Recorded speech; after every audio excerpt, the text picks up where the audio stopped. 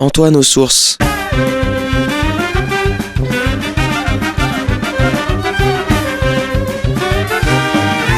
Une émission présentée par Jean-Marie Alafort.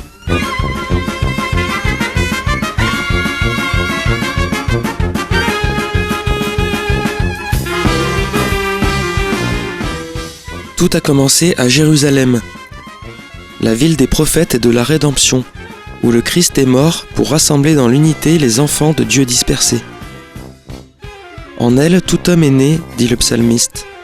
En elle, tout chrétien y trouve ses racines et y découvre la richesse des traditions et des rites des églises qui la composent. L'esprit de la Pentecôte ne cesse de souffler depuis Jérusalem. La ville sainte se révèle être la mère de toutes les églises. Jérusalem, la cité du grand roi, ouvre ses richesses pour ceux qui savent écouter. Dans le cadre de notre série d'émissions sur les rois d'Israël, nous poursuivons cette semaine notre lecture du premier livre des rois et nous continuons à évoquer cette belle prière que Salomon fait lors de l'inauguration du temple de Jérusalem.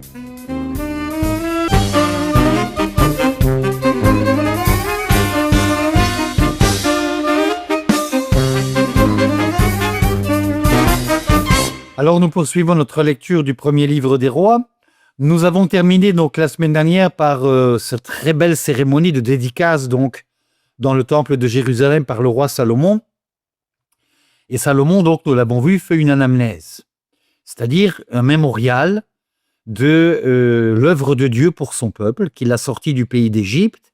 Et il a rappelé donc, et nous l'avons vu longuement, que l'œuvre qu'il a accomplie, qui est donc cette maison du Seigneur, eh bien, a été donc un ordre de son père David, et qu'il n'est que simplement donc l'artisan qui a finalement obéi donc à son père David, c'est-à-dire ne s'attribue pas finalement la construction de ce temple.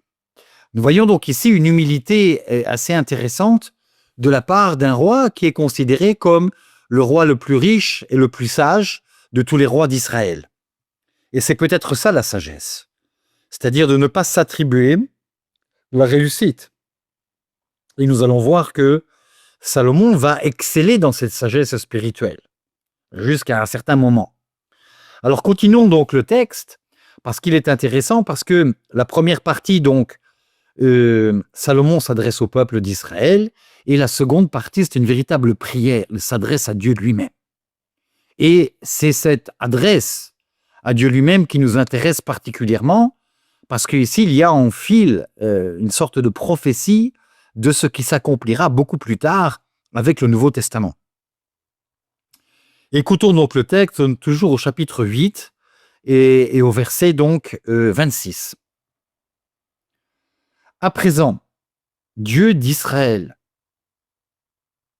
que se vérifie donc la parole que tu as dite à ton serviteur David, mon père.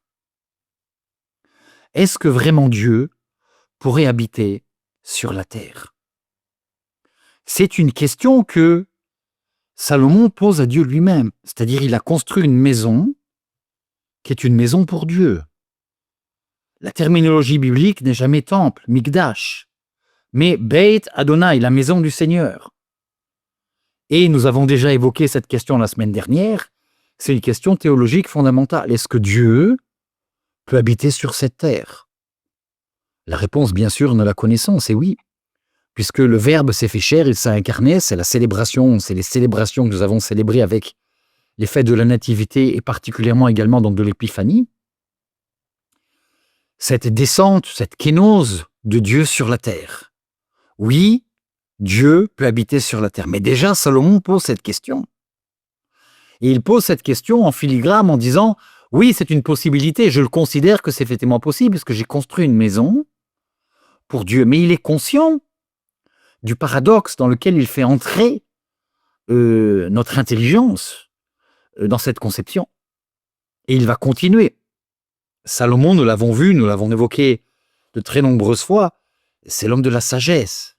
J'ai envie de dire, c'est le philosophe de l'époque. Il pose des questions théologiques qui sont des questions théologiques absolument fondamentales. Est-ce que Dieu peut habiter sur cette terre? est-ce que vraiment Dieu pourrait habiter sur la terre? Les cieux eux-mêmes et les cieux des cieux ne peuvent le contenir. Combien moins cette maison que j'ai bâtie. C'est-à-dire, Salomon est conscient du paradoxe.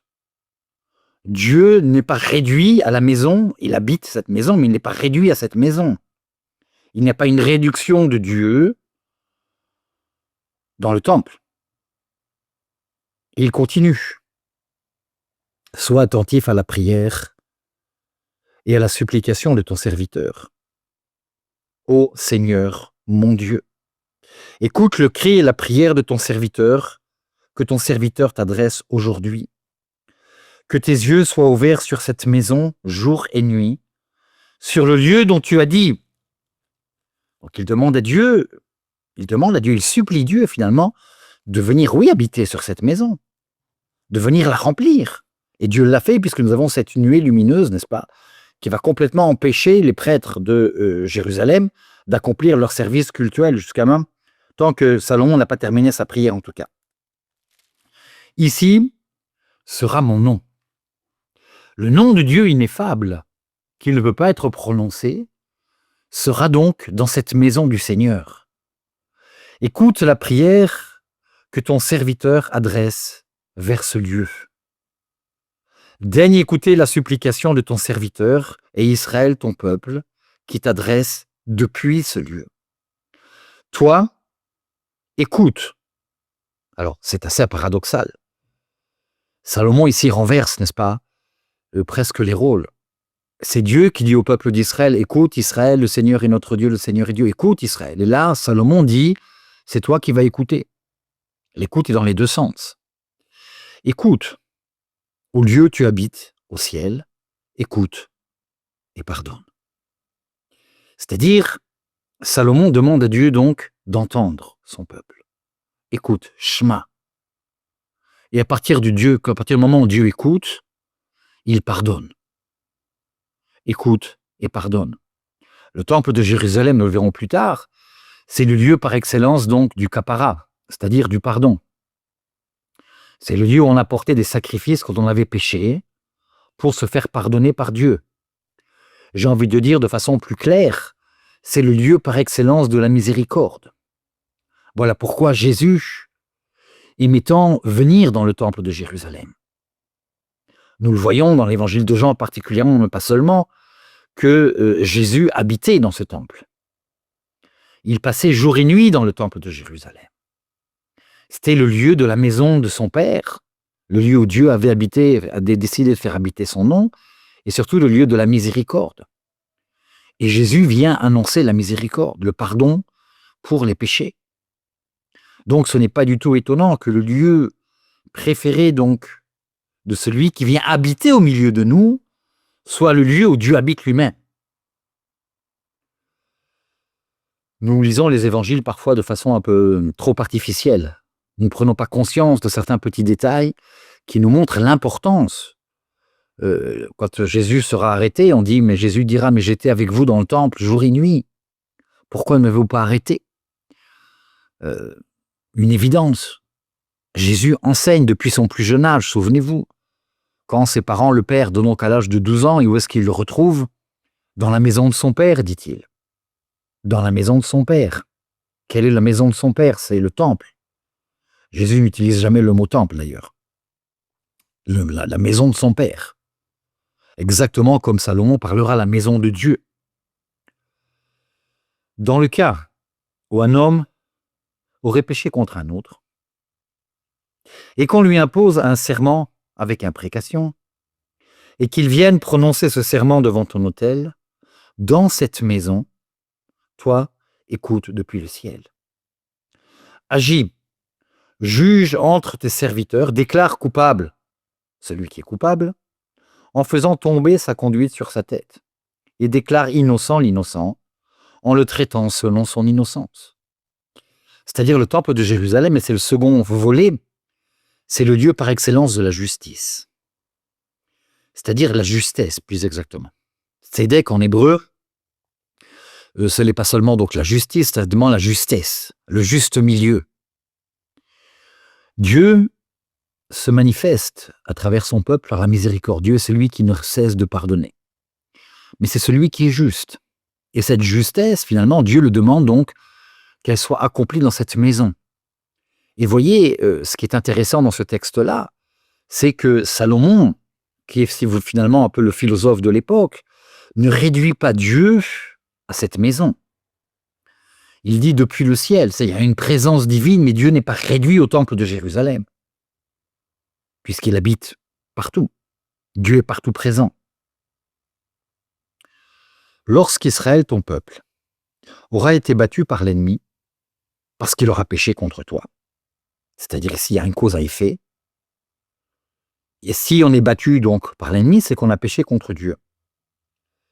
S'il revient à toi, célèbre ton nom, prie et supplie dans cette maison, toi, écoute depuis le ciel, pardonne le péché d'Israël, ton peuple, et ramène-le sur la terre que tu as donnée à leur père. Évidemment, ce texte-là a été écrit bien après le retour d'exil de Babylone. Les exégètes en sont absolument certains. Ils ne voient pas donc en Salomon un prophète qui aurait prophétisé donc la destruction de cette maison, du temple de Jérusalem, et ensuite donc l'exil des fils d'Israël par Nabuchodonosor en Babylone. Donc les exégètes sont persuadés que ce texte-là a été écrit après. Mais ce qui est intéressant, c'est que dans la bouche de Salomon, il y a donc non seulement cette demande de la miséricorde de Dieu, j'ai envie de dire presque inépuisable. Dieu doit pardonner en toute façon. De toute façon, Dieu doit pardonner. C'est ce que Salomon lui demande. Dieu demande à Dieu de pardonner en toute situation. Ce qui est quand même fort de café. Et surtout, donc, on voit donc que l'exil, tel qu'il est présenté ici, n'est jamais définitif. C'est-à-dire la punition divine n'est jamais définitive. Ils reviendront donc sur cette terre que tu as donnée à leur père. Ce texte-là a été utilisé par les Israélites, les fils d'Israël, les Juifs, lors de leur retour, donc, à partir de 1948, avec la création de l'État d'Israël, c'est-à-dire cette promesse que Dieu, finalement, ne condamne jamais totalement à l'exil pour toujours. Il y a toujours ce pardon divin. Lorsque le ciel sera fermé et qu'il n'y aura plus de pluie, parce que le peuple aura péché contre toi, c'est ici Salomon décrit toutes les situations possibles et inimaginables. Et souvenons-vous bien, c'est une prière qu'il adresse à Dieu. C'est-à-dire, il décrit donc des situations précises et il dit à Dieu ce qu'il doit faire. Ni plus, ni moins. L'alliance ici, c'est des deux côtés. On a l'impression cette fois-ci que c'est Salomon donc qui pousse Dieu dans ses retranchements, dans ses ultimes retranchements. L'alliance que Dieu a créée avec son peuple a des conséquences très concrètes. Et Salomon décrit donc ces conséquences concrètes. Et il y a, j'ai envie de dire, quand je lis ce texte, et en préparant cette émission, j'ai regardé le texte hébreu, il y a un culot de la part de Salomon. Salomon est culotté. Il s'adresse à Dieu presque de façon insolente. Voilà comment tu dois agir. Et ce n'est pas comme on dit en hébreu, masa ou matan, ce n'est pas une négociation. C'est un fait. Continuons le texte. Lorsque le ciel sera fermé et qu'il n'y aura plus de pluie, ce qui est une catastrophe ici, nous avons maintenant des solutions techniques, la technologie, donc, mais vous savez que la famine et le manque de pluie dans ce pays peut avoir des conséquences absolument dramatiques et sur tout le monde, sur la vie de tout le monde. Parce que, bien sûr, le peuple aura péché contre toi. S'il prie sur ce Dieu, vers ce Dieu, célèbre ton nom, se repent de son péché, parce que tu l'auras affligé, toi, écoute depuis le ciel. Pardonne le péché de tes serviteurs d'Israël. Il donne des ordres à Dieu. Pardonne le péché de tes fils d'Israël. De tes serviteurs. Ce qui est intéressant, le péché de tes serviteurs sont tes serviteurs. Et d'Israël, ton peuple, Amcha, pas le peuple de quelqu'un, c'est ton peuple, c'est qu'il a choisi. Après tout, nous n'y est pour rien. Tu lui enseigneras en effet le bon chemin où il doit marcher. Donne la pluie à ton pays, le pays que tu as donné en patrimoine, ou en héritage pour être plus exact, ici c'est le terme nachala, à ton peuple. Qu'il y ait famine dans le pays, qu'il y ait la peste, la rouille, la nielle, les sauterelles, les criquets, que l'ennemi assiège les villes du pays, les villes du pays, quel que soit le fléau, quelle que soit la maladie, quel que soit le motif de la prière, quel que soit le motif de la supplication, qu'elle ne vienne d'un particulier ou du tout Israël, ton peuple, quand celui-ci prendra conscience du fléau qui le touche au cœur et étendra les mains vers cette maison, et Salomon ici dit quelque chose d'extrêmement intéressant, il étendra les mains vers cette maison, ça ne veut pas dire qu'il y ait de façon physique. Et nous verrons que la tradition juive, donc, encore aujourd'hui, la prière, quand on prie dans la synagogue, on prie toujours en direction de Jérusalem. Et quand on est à Jérusalem, quand on habite Jérusalem, on prie en direction donc du mont du Temple. C'est-à-dire, on est tous, nos yeux sont fixés vers cette maison, même si elle n'existe pas physiquement, elle existe encore spirituellement. Et à partir du moment, et Salomon, si vous voulez, prévoit ce scénario, n'est-ce pas, étendra les mains vers cette maison, donc il n'y est pas, ils n'y sont pas physiquement. Toi qui écoutes depuis le ciel, la demeure où tu habites, Salomon n'est pas dans l'illusion, Dieu ne s'est pas enfermé dans le temple de Jérusalem. Pardonne, agis et traite selon toute sa conduite, puisque tu connais son cœur. Toi, en effet, tu connais le cœur de tous les humains, afin que les fils d'Israël te craignent tous les jours qu'ils vivront sur la terre que tu as donnée à nos pères. Salomon prévoit véritablement tous les scénarios. Et nous voyons ici, donc, qu'il va énumérer un par un, donc, tous les cas de figure possibles. Et continuons le texte, nous allons voir que Salomon n'oublie absolument rien de tout ce qui peut arriver donc plus tard au peuple d'Israël. Il demande la miséricorde, nous l'avons vu plusieurs fois, c'est évident. Mais écoutons le texte. Toi seul, en effet, connais le cœur de tous les humains, nous venons de lire quelques minutes, même l'étranger, lui qui n'appartient pas à Israël, ton peuple, s'il vient d'un pays lointain, à cause de ton nom, car on entendra parler de ton grand nom, de ta main forte et de ton bras étendu, dont nous connaissons bien sûr cette expression utilisée donc depuis la sortie du pays d'Égypte.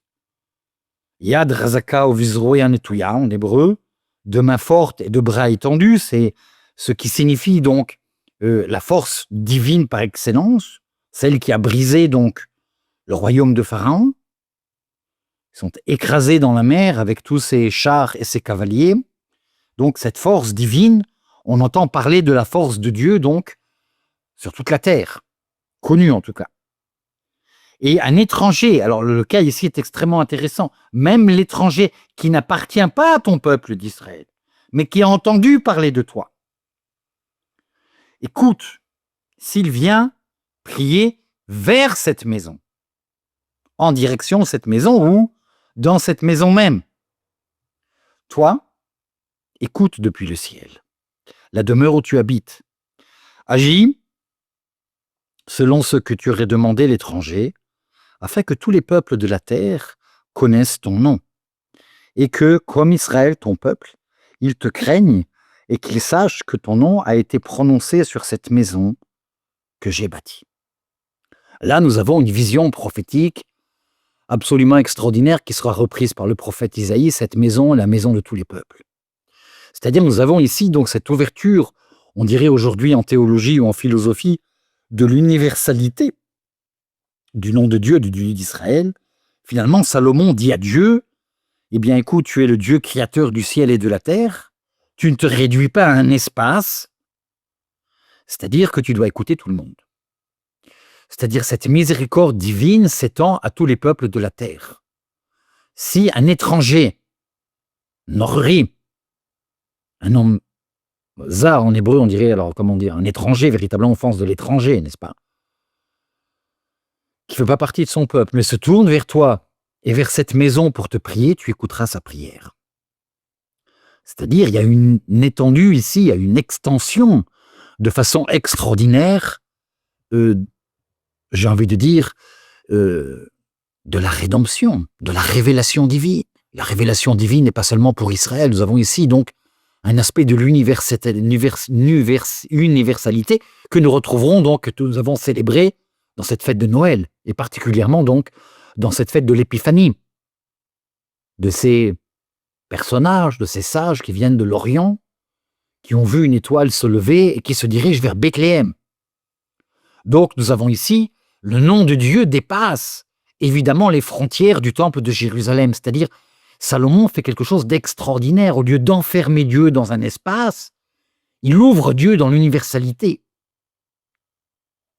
C'est absolument l'inverse des temples païens, où les dieux étaient réduits, donc il y avait une statue du Dieu, il n'y a pas de statue du Dieu d'Israël, évidemment, il y a l'Arche d'Alliance à l'intérieur, mais il n'y a pas de statue du Dieu d'Israël. Pompée, qui rentrera donc au 1er siècle dans le temple de Jérusalem, sera effrayé. Le temple est vide, il n'y a pas de statue. On n'enferme pas Dieu dans un territoire. Et ici, j'ai presque envie de dire, donc Salomon rappelle la vocation divine. C'est-à-dire, si tu es Dieu, eh bien, tu dois donc agir de cette façon-là. Il a quand même un toupie extraordinaire, Salomon. Qu'il te craigne et sache que ton nom a été prononcé sur cette maison que j'ai bâtie. Quant au peuple, partira en guerre contre son ennemi. Dans la direction où tu l'auras envoyé, prie vers le Seigneur en direction de la ville que tu as choisie et de la maison que j'ai bâtie pour ton nom. Écoute depuis le ciel la prière et la supplication et fais triompher son droit. Nous avons ici donc quelque chose d'absolument extraordinaire parce que c'est une anamnèse, n'est-ce pas, que Salomon fait au niveau de Dieu. Il rappelle finalement les exigences de Dieu. C'est une espèce de contrat qui est établi à partir du moment donc où Salomon a construit ce temple, où Dieu réside dans ce temple, qui est donc chargé de garder son nom, le nom du Seigneur, le nom ineffable. Eh bien Dieu est engagé. Et Dieu ne peut pas se désengager.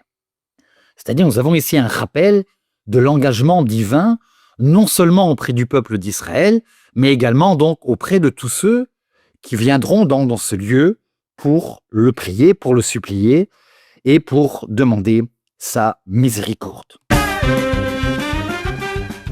C'était Antoine aux Sources.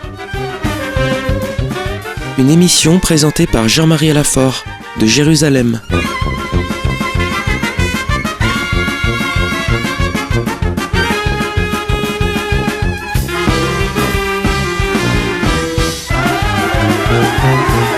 Dans le cadre de notre série d'émissions sur les rois d'Israël, nous avons poursuivi cette semaine notre lecture du premier livre des rois et poursuivi donc la très belle lecture de cette prière que Salomon adresse lors de l'inauguration du temple de Jérusalem.